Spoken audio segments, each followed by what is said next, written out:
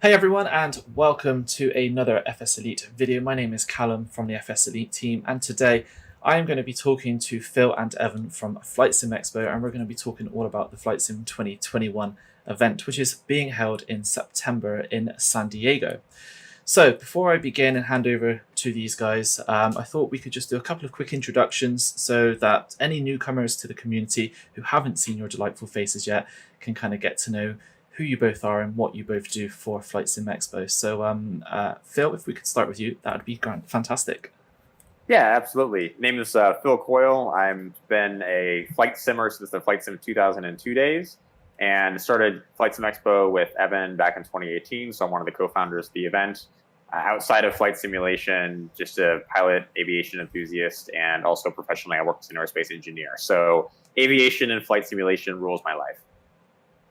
Yeah, that's about the same for me. My name is Evan. I've been around the sim community probably since the FSX days, very early in the FSX days. These days, most of what I do is controlling on VATSIM in the Boston area, so you may recognize my voice if you've ever flown through Boston Center. Other than that, of course, FlightSimExpo, Flight Sim Association keep me plenty busy. And outside of the sim world, I also am bitten by the aviation bug, and I fly the Embraer 175 for a regional airline here in North America. Amazing. Thank you so much for taking the time to join me today. So, I have a bunch of questions. I want to kind of talk about everything from what's going on at the event this year, the impact of COVID, and so forth. But let's just kind of start at the basics. And it'd be great if you guys could explain exactly what Flight Sim Expo is, especially for those who may be brand new to flight simulation, who've just come in, what with the new sims and all that. Yeah, and that's a big part of what FlightSimExpo is all about. So we're North America's community-driven flight simulation conference, largest flight simulation conference for sure in North America, maybe the only one this year, depending on how things play out with the Cosford and the Netherlands show, and the one that is maybe happening, I think, in Australia toward the end of the year. And it's really about bringing the community together and an opportunity to meet. So we in the flight sim community, especially if you're part of an online network like VATSIM or you're part of a virtual airline, this kind of stuff we do all the time, talking in TeamSpeak, talking in Discord. This is like our whole lives. And what Flight Sim Expo allows you to do is to take that offline and actually bring it in person, hang out, go for drinks, go out to the restaurant, try different flight simulation setups, put on a virtual reality headset, meet developers, meet folks like Calum. That's really what the show is about, is bringing people together, whether it's in person, and this year, of course, with the ability to do it online as well, trying to give us an opportunity not just within our own virtual airline or not just within our own community, but as a whole group to come together and really make that experience something that you're seeing that isn't typically everyday stuff like we're doing on Zoom. And for new simmers, that's a big part of what the show is about, introducing you to the flight simulation community, to the top tier developers who make the best products for the simulators that we love to fly, and of course, to also be able to introduce the simulation world to real world pilots. We get about 40% of the attendees at Flight Sim Expo who are real pilots. Typically, about a quarter of people are new to flight simulation, which is why, Calum, you're doing a nice presentation for us on exactly that subject. And it's all about, for real world pilots, how do we demonstrate to you that this is an incredible tool to benefit your training and get you to the airlines or just get you to a private pilot's license that much more quickly. I mean, everything you seem to describe there seems fairly alien in this current world in terms of meeting in Doesn't it? person, getting drinks together, trying out things in physical ways. So obviously, COVID has had a big impact on these types of shows, and obviously last year we weren't able to go to Las Vegas. Earlier this year, we should have been in San Diego. So I don't want to dwell too much on the past, but it'd be great if you could kind of just talk a little bit about the decisions that you made last year and the impact it's had, and also the way you decided to do things this year, based on kind of the response from the community as well. Yeah, I think that the kind of the short version of that story, as you know, Calum. So originally we had a planned show for June 2020, so essentially right in the height of COVID. That ended up being canceled for obvious reasons. Since then, I would say that the approach has been to take it slowly and to work with the community. So Evan and I are always, kind of big on saying that we are the community-driven aviation conference for North America.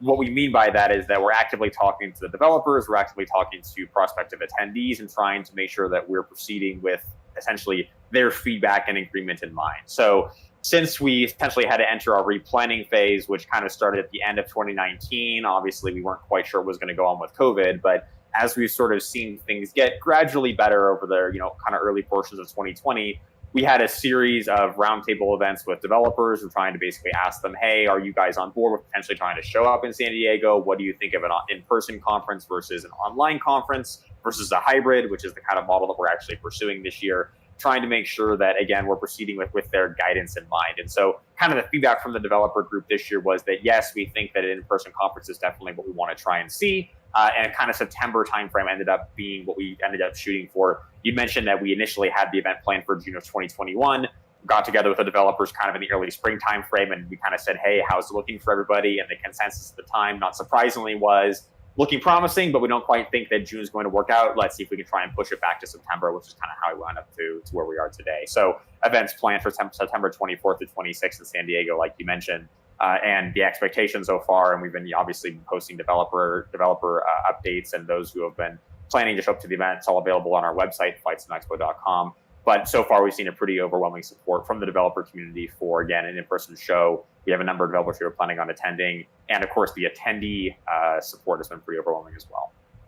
Yeah, and I think the attendee piece, that's something we don't want to lose sight of either. It's relatively easy, and I say the term relatively based on the conversation we were having before we started here, to get developers in a room and have a conversation around what would be the most helpful format for you in this show. We did a series of those video calls with probably about 50 or 60 developers twice over this period of the last sort of 8 months or so. You can't really do that with 1,500 attendees individually, but we've tried to engage with the attendee community by inviting content creators, by inviting folks like yourself, Calum, to come into those meetings and say, what are you hearing from your own user communities, the folks that you might talk to on Twitch, the folks that you might talk to on Discord. And we recently held a Q&A on YouTube Live as well for any of the attendees who might have wanted to provide their feedback. So we really, from a Phil and I perspective, we're the organizers. You guys tell us what you want, and we will do our best to deliver on that event. But that's really all we do. And it comes down to what developers want and what attendees are able to support and what attendees are able to do for us in really getting the messaging across to the rest of the community and building the event. We try to listen to every comment, every piece of feedback that we can, and then put that into a package that resembles what you're hopefully going to see in September. So I just want to touch upon what, Phil, you were saying about this hybrid event. And this is going to be quite a unique thing for this year. So obviously in the past, they've primarily been in-person events. Some of the media outlets and the Twitch streamers, we've all kind of put together little hubs, or we've done some live streaming of like the show floor. But this year is a little bit different, isn't it, with this hybrid event? Is there something you can tell us and tell the viewers a little bit about what the online segment of this will be? Yeah, absolutely. So as you recognize, this year, even though we're still going through COVID, there absolutely needs to be a way for people who either don't feel comfortable to travel to San Diego in person, or who maybe are located, worldwide, and just that kind of trip isn't practical for them, even in a normal year. We want to be able to have those people have an opportunity to take part in the event. So this year, there's essentially 2 registration options that you can choose from. One of them is, of course, attending the show in person, which would, for those of you who have been to the show in the past, would look sort of like a normal year, where again, you're showing up in San Diego, booking hotel rooms, that type of thing. We're also offering what we're calling an online-only registration this year, which is available for $15. That gets you access to essentially a live stream link where we're going to be presenting a lot of the presentations that are happening on site in San Diego, as well as virtually. You'll be able to watch those through your computer at home. So that's kind of what the hybrid component of the event means. We're having, again, both an in-person option, and there's this online option that you can also purchase. And Evan, I'll let you expand on either of those if you'd like to. Yeah, I think just the online piece is, as you point out, Calum, like totally unique, and this isn't something that you tend to see very much in the flight sim world. It happens a lot in real world, and so we've been looking at a number of the other events that have done this hybrid model and trying to glean what we can from that and bring it into the flight simulation community. So of course the live streams will be part of it, but you'll also have access to virtual exhibit booths where you'll be able to view videos, product information from developers. There's a live chat where you can connect directly with developers over the course of the weekend. And then Huvo, which is our events app, you'll be able to download that on your phone or access it on the computer to be able to kind of take part in this entire experience. We were debating Discord, and we said, let's not do a Discord because everyone has a Discord, right? And so in my case, I'm like constantly getting notifications and seeing all these different things. We wanted to just build a platform that for the weekend you could go to and it would just be FlightSimExpo. So just the exhibitors, the sponsors, the speakers that are all taking part in the show. Of course, it won't be the same as actually coming to the event, event, but if you're looking to stay up to date on all the announcements, if you wanted to ask a question to a developer and you haven't reached out to them on their forums or via Discord or social media, this is a great opportunity to connect with those who are participating in those situations where you can't actually make it to San Diego. Amazing. So just so I got it in my own head as well, because again, this is still quite unique. Yeah. So if I were to register online, I'd be able to watch the seminars that are going on kind of at the show. So the talks that are going on about cockpit building, or the one that I'm doing, for example. There's that opportunity for those who might not be able to attend. Yep, exactly. And then again, the ability to connect with developers. So all that stuff in the app called Hoover that I was explaining, where you'll have access to product discounts, to watch sort of trailers of different products. That's an opportunity happening as well. So both a live stream sort of portion of it, and then, not quite a virtual exhibit hall, but fairly close to that concept where you'd be able to go and explore different developers and see what's going on there. And so, just a little bit of an interesting way to find out some more about some pretty top developers in the community who are doing all kinds of really interesting stuff for us, especially on the hardware side. Amazing. Okay, so let's take the conversation back to what I think everyone is looking forward to, and that is the in-person element. I mean, I know I'm definitely looking forward to finally connecting to people again in person. It's been far too long. So tell us a little bit about San Diego. Tell us a little bit about the hotel and why you chose that location for this year's event. All of our locations are basically always chosen by the community and feedback. And this goes way back to a survey that we would have done, if I'm doing the math right, probably in 2019, toward the end of that event, and then moving into 2020. And I was there in San Diego in February 2020 to do the visit of this particular property. And that's how far in advance we are. But usually a year and a half to 2 years ahead is where we go visit the property, do the site inspection, make sure everything works, and then we're trying to get a contract in place. And San Diego is an amazing venue, and we've been able to secure a fantastic rate. And this is even before COVID and everything else that's happened. I know it's a little bit far on the West Coast for folks maybe who are coming from Europe, but in terms of a venue, I mean, great weather. You've got the Air and Space Museum, which is right there, the USS Midway Museum, which is on a floating aircraft carrier that folks can go to before or after the event, San Diego Zoo, Balboa Park, which is the largest cultural park in North America, huge Little Italy, just an amazing city. Of course, there's the beach. I haven't even talked about that part yet. And great weather year round. And it's typically sunny and 75 degrees Fahrenheit. And for those in Celsius land, like low 20s Celsius all year round, which is just amazing stuff for beach weather, for walking around, for whatever you want to do.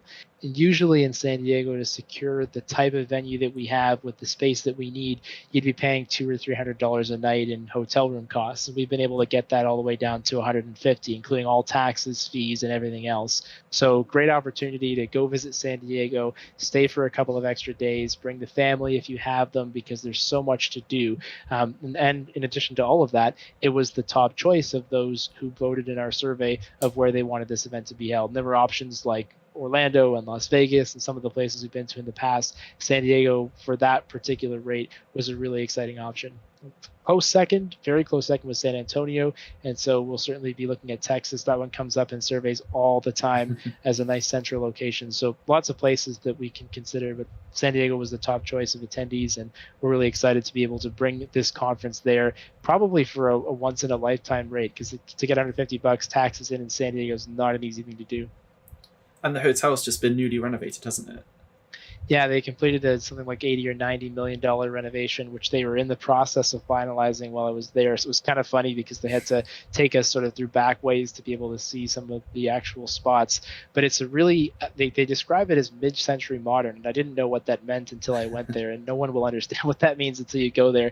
But it's like kind of a retro feel to it, where they've got these like oranges and these light blues, like very San Diego colored, because this property's been around forever. But then they've just renovated it with all these really cool things. There was like a rotary phone in my room, which like was the last time you saw one of those. And then all these really cool colors, huge pool right in the middle of the place, a lot of really neat kind of restaurant concepts that are built around that pool area. You'll have to see what I mean when you actually go there, what mid-century modern means.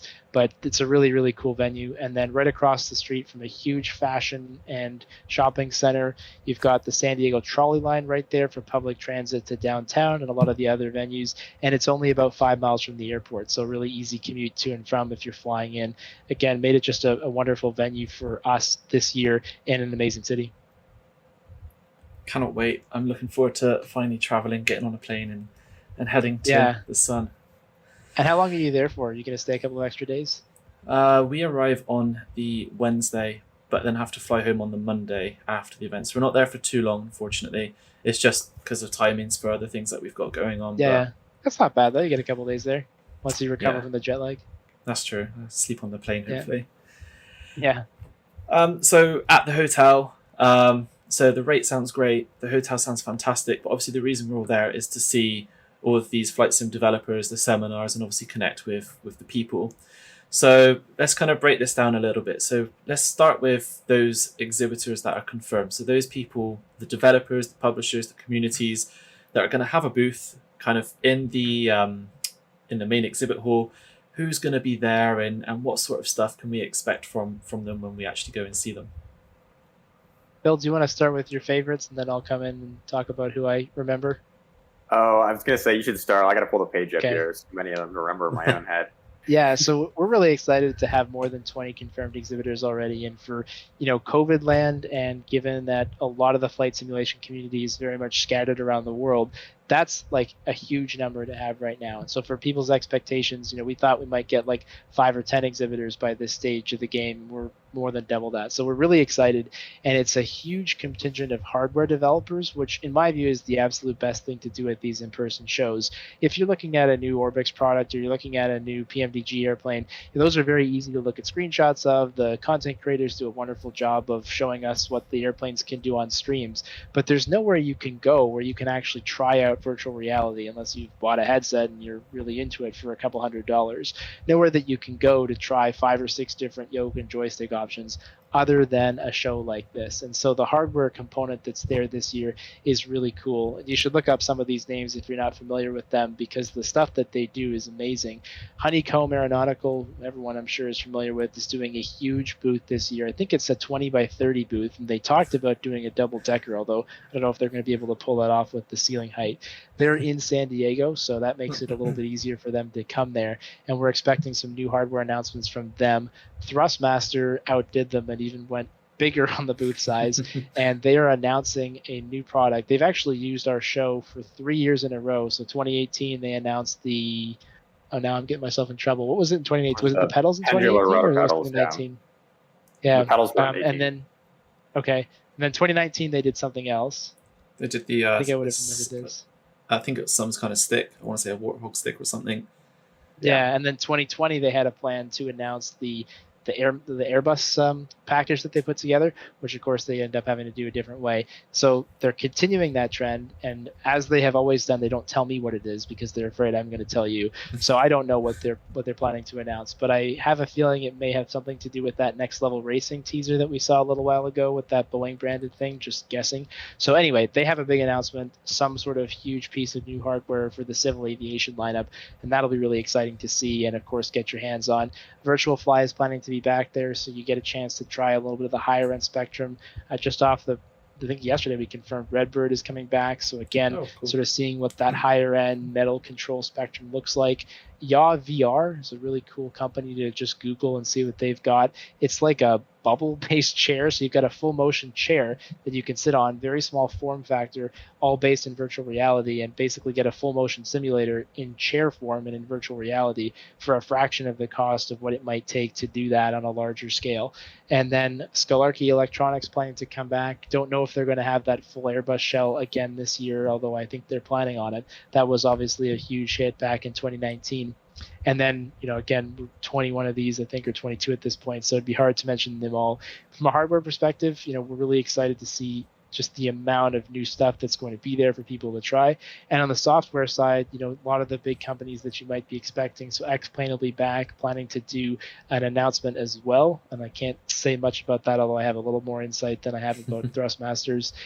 TFDI Design to talk about the 717 and their upcoming MD-11. And Calum, you can talk about the fact that you're going to be there as an exhibitor as well for the first time. I guess, well, maybe not the first time because FSLE counts too. But Yeah, my little side hustle. Yeah, they're going to be there. But I'm not going to be running the booth, which is going to be awesome. I've got a couple of people who are looking after all of that for me. So, like, we got the some of the Microsoft Flight Sim guides. the challenges and the weather presets. So that'll all be on display, and maybe a few other little surprises. But I don't want to talk about that too much. Okay, very good. So Phil, I don't know if I stole all the good exhibitors now, and you have to come up with some other ones to figure out. But hopefully you've managed to get the page up now, and you can think of a few to talk about. Yeah, two things I wanted to mention. X-Plane, you already said they're going to be there. They're going to be doing a landing competition over the course of the weekend, which was very popular in Orlando a couple of years ago. So that's where basically, I think over the course of 2 days, the first day is everybody comes and they try to eventually make it to the finalists. So you basically try and, I think it's based on the smoothest landing, perhaps, an X-Plane that takes place at the X-Plane booth. And then on Sunday morning, there's a finalist presentation, which is actually taking place in one of the seminar rooms where like the top 10 people are going to have a bit of a finalist, so I guess a fly off, so to speak. And that'll be something to look forward to. Again, that was very, very popular in 2019. Also, Actually, they will made be there. Austin go up on stage and do it. Oh, really? Yeah, I was. Okay. It was like the one presentation I was actually able to sit in on part of. It was really fun to watch. Okay, so I had like a panel of a couple of real world airline pilots like judging Austin's landing of the 7-3 and X-Plane. That was entertaining. Yeah, and I heard Austin is planning on being there again this year, so perhaps we'll have him reprise that role. Also prepared, so folks from Prepared, Lockheed Martin will also be there in person. They're not exhibiting, but they will be on the show floor. So if you want to try and meet them, shake hands with folks in the Prepared simulator, they will of course be there to answer all your questions as well. And then one hardware one hardware developer rather that you didn't mention that I think is rather interesting, Sim Your Plane. So they actually have an interesting setup where they offer hardware that you can put into an actual airplane that you own, and then sitting in the airplane, cockpit or in the seat, you can then actually manipulate the real controls of the airplane and have it manipulate your flight simulator. So they're going to be there with some demonstrations. That'll be interesting to check out as well. They got a website. You can find the website and the logo off of our website, FlightSimExpo.com. So that'll be kind of something that'll be interesting to check out because I've honestly not seen this before, and I'm curious to see what it looks like. Awesome. There's a few others on there I just saw. So GOFS, they've been there a couple of times now.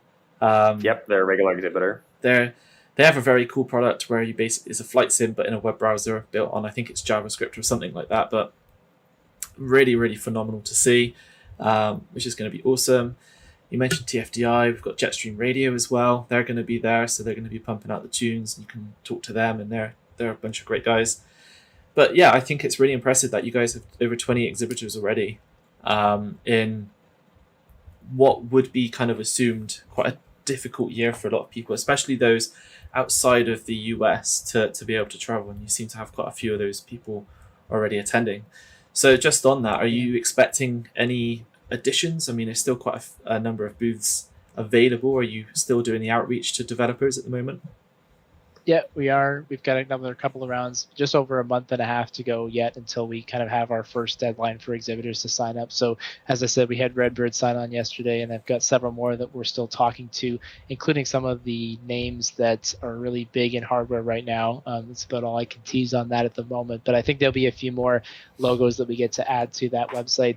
And in addition to sort of some of the larger names that I mentioned, a couple of really interesting, as I just look at the hardware list, I'm not sure if I should call them indie, if that's the right word, but people who have, and this has always been like a really cool part of FlightSimExpo, and we all know about Honeycomb, we all know about Thrustmaster, and they do great stuff, but there's a lot of people who just out of their basement have kind of said, I needed throttle control, or I needed a yoke, and I couldn't find exactly what I wanted. So I just 3D printed one, and then a friend of mine said, that looks cool, can you make it for me? And then I set up a store, and now I'm actually selling a bunch of these. So we've got a few people who are in that boat that are coming along with us this year. One of them, Flight Sim Builder, Matrix Flight Simulators, who is actually building like a full sort of cockpit shell that should be able to sit in an apartment and that you could actually totally assemble on your own, which will be cool to see. And he was inspired by coming to this show in, I think, 2019 or maybe in Vegas in 2018, and basically said, I want to put this together and I want to show it off at the event, which is really neat. And then Altimeter Motives, again,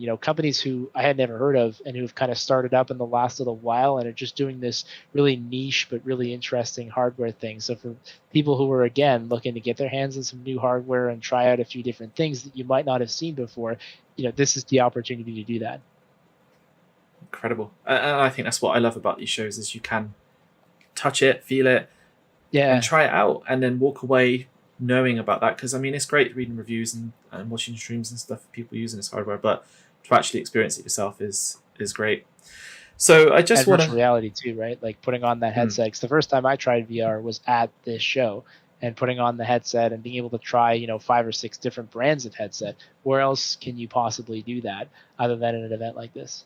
Yeah, I agree. That was such a weird sensation. I was knocking over stuff because I was just trying to find the Yeah. buttons and stuff. Oh, that's Yeah. awesome. So I want to touch upon this. So obviously we got all these great developers there, and you've talked about a few of them doing announcements. So Thrustmaster hopefully announcing something cool. X-Plane.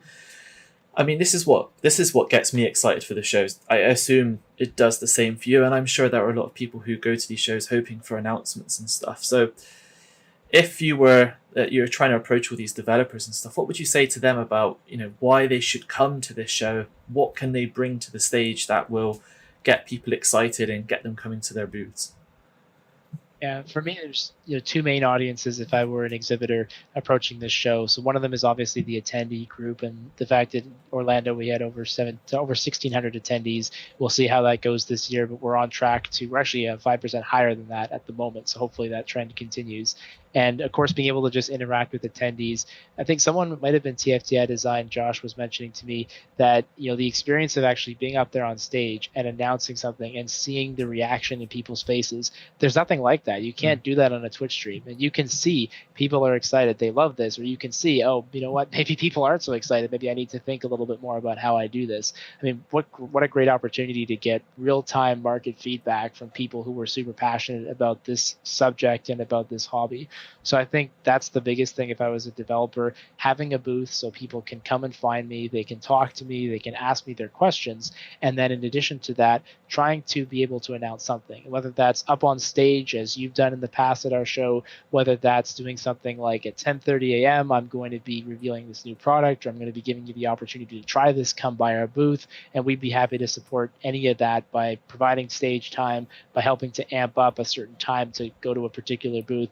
That's a great way to engage with attendees. That again, you can't really do that on Twitch. You can't really do that on a live stream because you just have to be there to see people's faces. And the other half of it, which is huge, is the business to business side. So if you're a developer, especially if you're someone who maybe is relatively new, you've gotten into building a specific add-on for Microsoft Flight Simulator, what a great chance to meet with some of the larger developers who are well established and have a drink with someone from Aerosoft or from Orbix to say, how do you guys do what you do? Maybe get an opportunity to actually get into their stores or to build a product with them. We've seen so many examples of partnerships, of new products, of stuff that's been launched because over drinks or over a meeting at a show like FlightSimExpo, 2 developers came together and said, you're doing this and we're doing this. These 2 things would look really good together. And I think that's a really exciting part of the event that developers should be able to take part in. And again, having a booth is what's key to that because people can't find you otherwise. If you're just walking around in a t-shirt, everyone's doing that. And we're all in our own t-shirts and it's very hard to find. We hear every year people say, I know developer X was there because they said they were going to be there, but I couldn't find them in 2 days of walking around the show. It's actually quite hard to find people when there's 1,700 of us walking around. And so having a booth, being able to engage with the attendees, and then the business to business side, being able to have meetings, discover other developers, maybe discover opportunities to work together. If I was talking to a developer, and in fact, when I go talk to developers, that's exactly what we do. And I posted on our Facebook page a little while ago, I posted a picture of the email that I sent. So if you're ever wondering, what it's like and how do we talk to developers, go look at our Facebook page and you can see the exact email that we send out. And of course, it's not just emails, right? We email them 2 or 3 times, we call them, we Discord them, we go on social media. We're all about, as Sergio would say, we're professionals at nagging developers to show up to these events. And I know we say this, so this is like the 3rd or 4th time we've done this conversation, and we say it every year, but the impact the community has on getting developers at these shows is massive. Yeah. The more if you really want a developer there, if you really want PMDG there, if you really want Flightbeam or A2A or any of those kind of big names that haven't kind of been to these shows or exhibited in a little while, tell them you want them there. Tell them you're going to be there. Tell them you want to meet them, greet them, shake their hands in a COVID secure way, and just pester them, because honestly, your voice is far more powerful than my voice, and I imagine your voices as well, because for sure, ultimately they want to meet their fans, they want to meet their customers, and I think that's one of the best ways in which, if you're watching this, you can support this and actually get your developer, that your favorite developer, at those shows as well. Yeah, absolutely. One of the things I wanted to tag on to Evan's comment there about, obviously it's great if you can show up and announce a product. It's great if, you can, be there in person. But one thing we also hear from developers too is just, even if you're not there to announce a product or do some sort of big release, there's something to be said for having a booth, shaking hands with loyal customers who have bought your products for years. Like, there's still something with that connection of, hi, I'm Bob, I love your product, please keep doing what you're doing. That really goes a long way too. And so to that end, what you just described there, Calum, of, yes, Evan and I can send as many emails and do as many phone calls as possible, but what absolutely has the best, thing in terms of moving the needle for getting developers to show up is when a developer hears from that loyal customer who's like, hey, I was at the show last year, I didn't see you there, going to be there this year, would love to be able to meet you and shake your hand. That really moves people. And so, yes, if there's a developer that, one of the viewers of this video is watching who you don't see that developer on the FlightSimExpo website right now, it's not because we haven't reached out to that person, I guarantee it. Go email that developer, post in their Discord or their support forum, wherever, and say, hey, I would love to see you there. Would be great to meet you in person and shake your hand, again, in a COVID permissible fashion. Yeah. And if you're an exhibitor, like, firstly, answer my emails, like, please. It would be amazing. It would help me so much. It would save so much time. But also, like, it's not that hard. Sometimes we get in our heads that to go to San Diego and to get a booth together, it's really not that hard. Like, it's just talking with a developer, a very popular developer of X-Plane Airbus add-ons, whose name I won't mention just yet because they're hopefully going to be there. But I was just talking to them about, how do you put a booth together? It's as simple as you buy a booth. It comes with a table. It comes with the internet and electricity. You bring your laptop. You plug it into the TV that's there, and you're ready to go. That's like legitimately all you need. If you decide to bring a computer and a yoke and you let people try stuff, like, that's the gravy on top. But to just be there and have that presence, we've heard that so many times from different attendees saying, I would just have loved to shake this person's hand. I don't need to try their products. I know what Orbix does. I just want to meet them and talk to them and share a little bit about my experience with using the simulator. And as someone, who's been to the show myself, the best parts of it are when someone comes up to me and says, hey, I don't have anything to say other than I'm loving the show and thank you. Or, here's an idea for you. Like, that stuff is just wonderful to be able to hear. So again, if you're a developer, you have to set yourself up for that by having a booth, having a presence, and we'd be happy to help with that. It's, like I said, it's as simple as I've described. We can do graphics for you. We can do signage for you. It's all really inexpensive and it's easy to do. And, Calum, you're the living proof of how easy that is. Yeah, I mean, we took beanbags one year.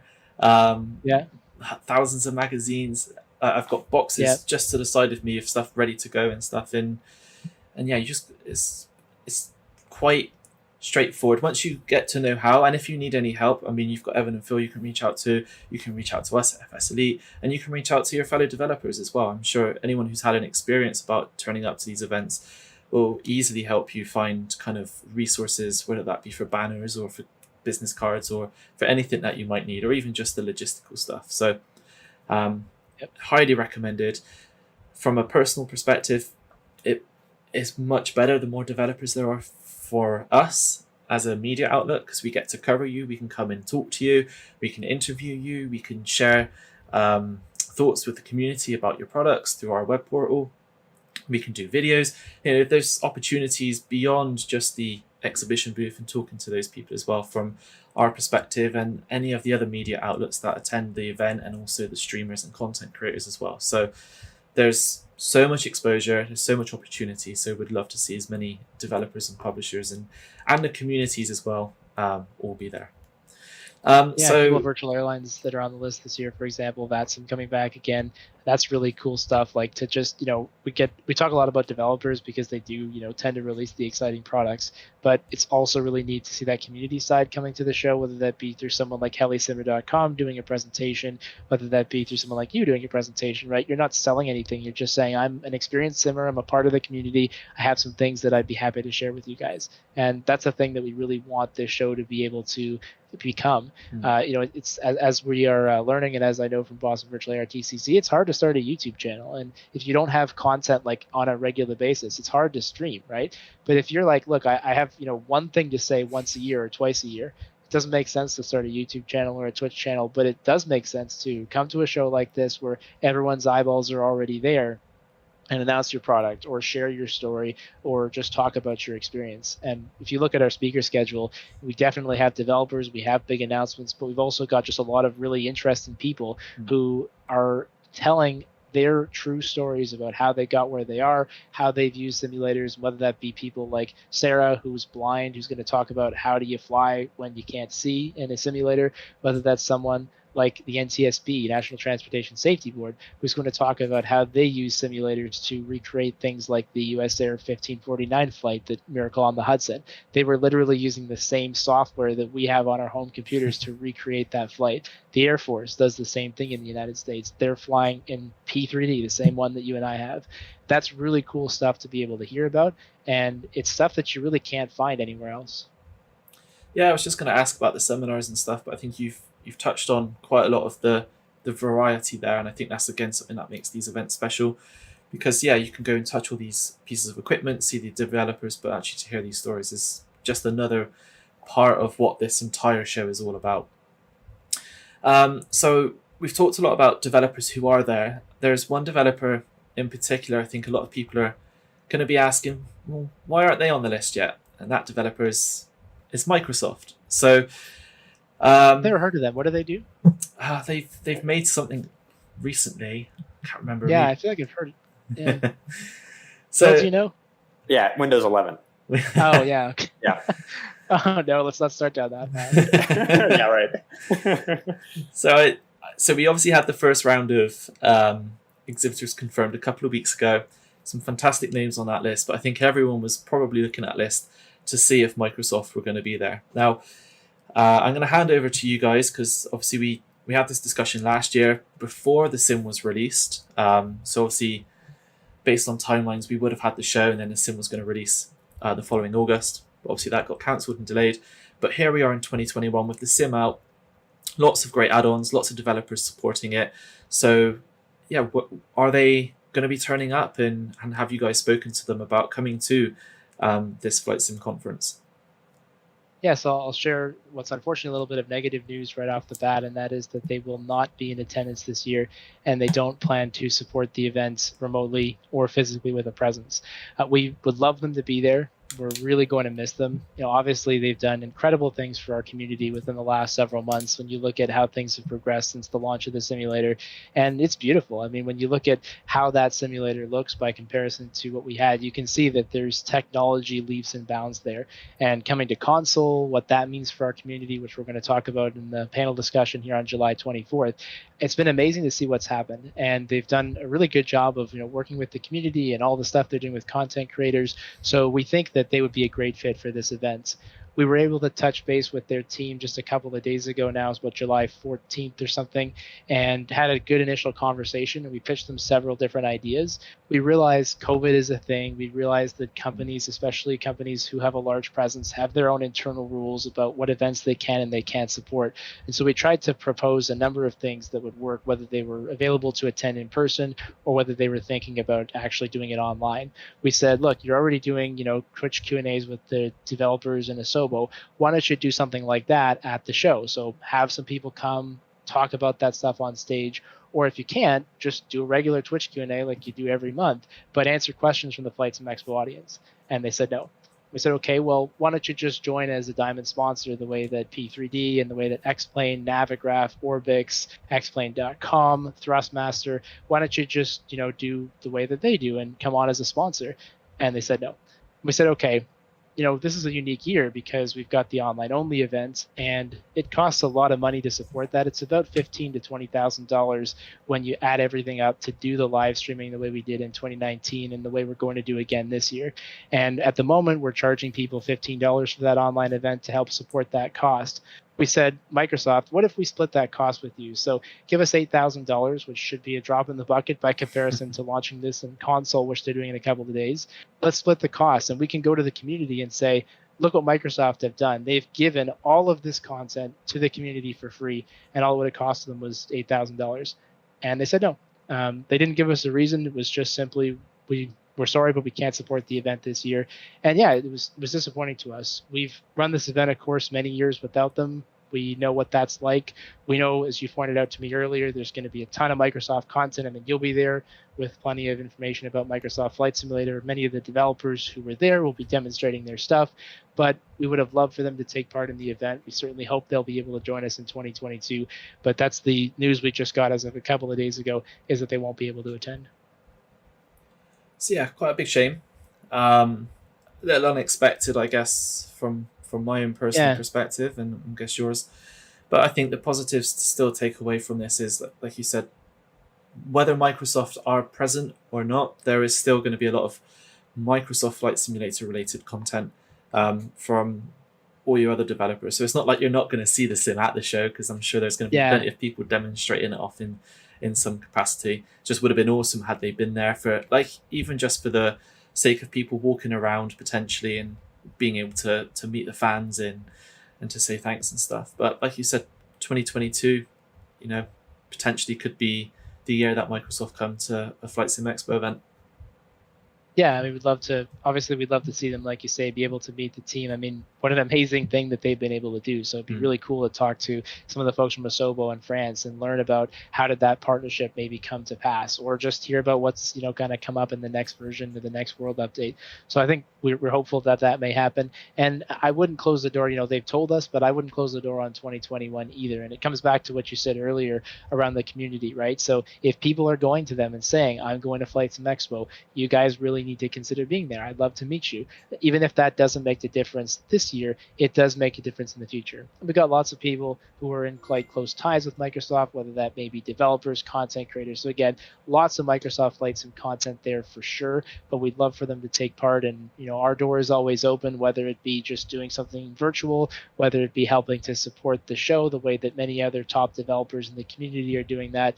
If anyone from Microsoft is watching, really, we'd love to have your support. We'd love you to be part of this show, because it is, in North America, probably the only in-person show for this community. And I think it's something that anyone who plays a significant role in the community needs to be part of. Absolutely. Well, I don't want to dwell on that too much. I mean, that's the news. As sad as it is, that's unfortunately what the case is. But I'm sure the developers who do go, and the hardware manufacturers as well, will just bring just as much excitement in terms of what they're going to be bringing as well to the show. Was there anything else you wanted to add on to that one, Phil? Nope, I think that was well covered. Cool. Okay, so I just talking a little bit about, we've mentioned COVID a couple of times, and I'm sure there's going to be a few people who may be, a bit cautious, and that's, totally the right thing to consider.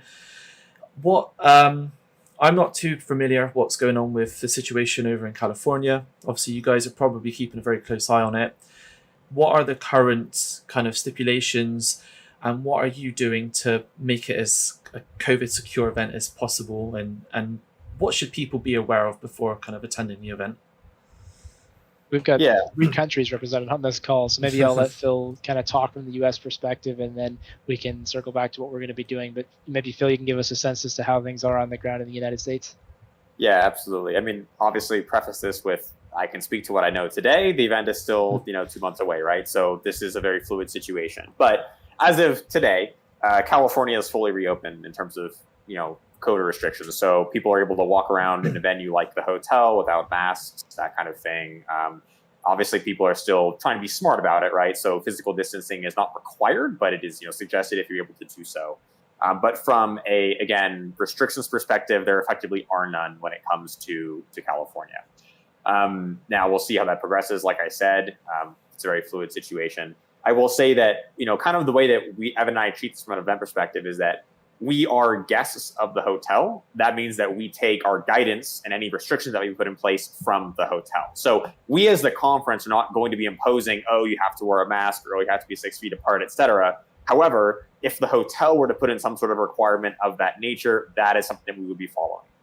And then just as a broader perspective, again, we take our guidance from the hotel, but the guidance obviously the hotel takes their guidance from local county, state, and up and above, right? So this is just something that we'll be following any sort of recommended health practices put out by the government, or again, local authorities.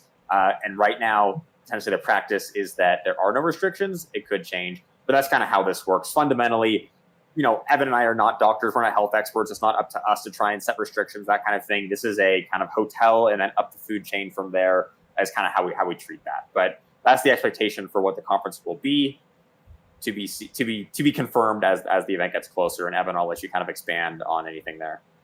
Yeah, and I think that's great. And so we have feedback and we get emails from people who tell us, COVID is over, nothing to worry about, go back to normal. And we get emails from people saying, and this is a direct quote, I think, off of one of the comments on an FS Elite article, that we're delusional and that we should never be doing this event again.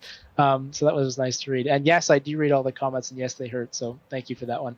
But, we realize that there's a lot going on and that it's a personal choice. So if you come to the show and you're not someone who's comfortable shaking hands or getting close to people, we'll make sure that people respect that.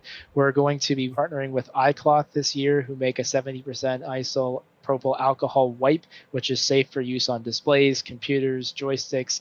And not only are every attendee going to have those in your giveaway bags, but they will all be at the exhibitor stations. So people will be wiping down headsets, virtual reality head-mounted devices, those kinds of things in between uses to make sure that everything is clean and safe as we're touching it.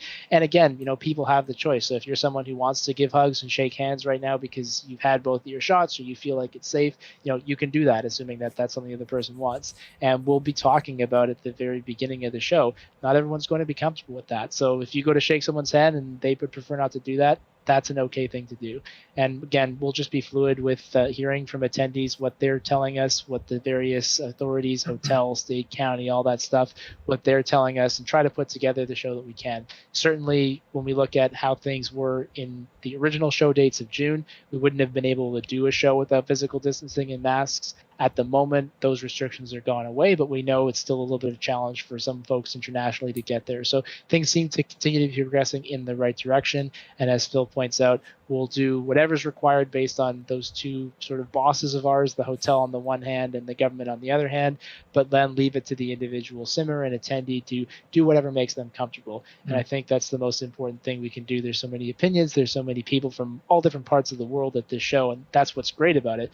But it means that how you feel about a situation like this is going to be very different. So where I am today, we're just barely coming out of lockdown, and where Phil is, there hasn't been a lockdown for quite a while. And Calum, you're in the same boat, I think, getting close to restrictions being lifted in a couple of days. So again, just with the three of us, right, we've all got different perspectives, and I think that's really important for us to keep in mind as attendees of this show. We're there to have fun, we're there to talk about flight sim, and let's just make sure we're respecting everyone's boundaries. Yeah, absolutely. I think it's great that is the route you guys are taking. And you're doing some other stuff as well, aren't you? You're doing regular updates through like a document, and there's also some flexibility around tickets and stuff. Is that correct? For sure. So thanks for bringing that up. So definitely you can look at our frequently asked questions on the website.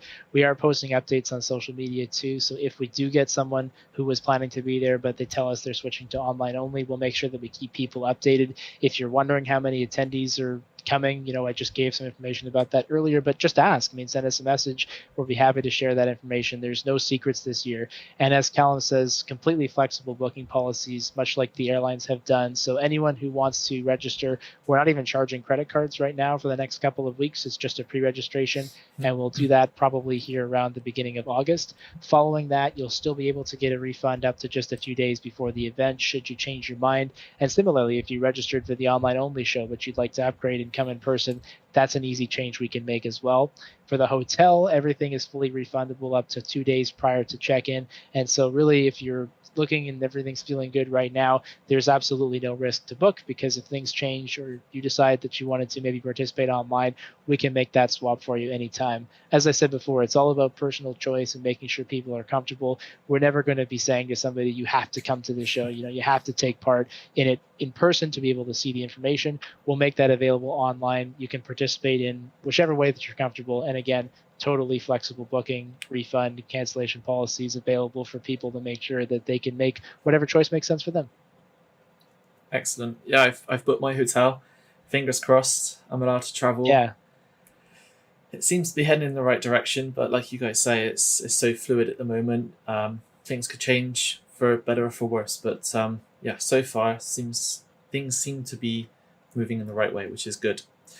Before we wrap, again, looking at Oshkosh, the big aviation show happening in the U.S. in about a week from now, All signs are pointing to that'll be great. Sun and Fun happened in April, and it was so busy at Sun and Fun. They broke a record for attendance, but they don't know how much they broke it by, because on Saturday they just stopped taking tickets and let everybody in because it was so busy. Wow. And so obviously we're hoping for that same type of reaction. I think, for me certainly, and as you pointed out earlier, I'm done with this online stuff. I'm ready to get back to in-person events. So that's what I'm most looking forward to. As you pointed out, I've got all my stuff booked. I'm ready to go, and I will, barring someone at the border physically telling me that I can't go, or someone locking the doors to the hotel, I will be there in September, even if I'm the only one. No, I should I'll be there hang out as and have well. a party. Yeah, Sit there, so we'll sit there and have a drink together then. that's If fine. that's what it comes down to. Yeah. Hopefully, there'll be a nice little sponsored after party. Then it'll be an even better day. There you go. Cool. Right. So before we wrap up, because we've been talking for quite a while now, there's a few things I just want to touch on that I think will be really beneficial for those watching, listening, who are thinking of coming to the event, and that is the flights and the car hire and kind of the discounts that you guys have been working on. And I think that kind of goes unnoticed quite often when it's tucked away in your website and stuff, but they're actually incredible savings to be had. So I don't know if you wanted to just let the watchers and listeners know exactly what they could be saving if they were to come to the event. Yeah, for sure. We really try to make it as easy as possible for people to come to this show. So everything's done at one hotel. You don't really need to be worried about renting a car or getting there. It's kind of easy because it's all self-contained. If you go to FlightSimExpo.com/travel, you'll find all the discounts and all the information about getting to the show in one place. As I pointed out, our hotel rate is $150 US per night, including all taxes and fees, which is lower than you'll see anywhere else in San Diego, and it's guaranteed to be the lowest rate, so the hotel can't sell at a cheaper rate than that. So there you go, you're already getting the best hotel deal. We have discounts on 3 large airlines, including with international service. Those are Delta, Southwest, and WestJet from Canada. And then we also got a discount with the National/Enterprise group of companies. So that's National, Enterprise, and Alamo on car hire or car rental, as we would say here in North America, for people who do wish to rent a car and be able to have that flexibility on site. And we're actively working on a few more with the San Diego Air and Space Museum, with the USS Midway Museum, and other nearby attractions in the area. So if Delta, for example, is an airline that serves the route that you're looking to fly on, or Southwest, you're not going to save a ton of money, but it'll be 10, 15, 20, $30 depending on what you book. More, of course, if you're coming internationally, or if you decide to go up for business class or something like that. And we're just trying to do those things to help make it a little bit easier for people to be able to come to the show. And maybe if you save $20 or $30 on an airfare ticket, you'll be able to put that to good use for a developer or something like that. And so FlightSimExpo.com/travel has all of that information, as well as the links to book the hotel and access those discounts at the various airlines. Amazing. Perfect. Is there anything else you want to add onto that one, Phil? I think just to highlight it again, the event itself, September 24th through 26th. Be there. Well, if you Yeah. want Yes. to be there. Yeah. Yes, or come in line if you can't, and be able to participate in the webinars, the live streams, the experience of the event as close as possible to actually being there in person. Amazing. Cool. All right. Okay. So there you go, guys. That is Flight Sim Expo 2021 happening in San Diego this coming September. It is going to hopefully be an incredible show where we finally get to be in person again, hopefully. It's been a pleasure, as always, talking to you both, Evan and Phil. Thank you so much for spending the time telling us a little bit about the show and some of the stuff that goes on behind the scenes, for how you guys work so hard to be able to put this show on for everybody that does turn up. So remember, if you do want to book your tickets, you can do so. There is complete flexibility around it. All the information you can find on FlightSimExpo.com. FS Elite will be there, and we will be there to cover the event and to talk to you guys and to interview developers. And if you're a developer thinking of going, come. It's as simple as that, in my opinion. So thank you so much, Evan and Phil. And I will see you both in September, hopefully. Thanks, Very Calum. good. Thanks very much.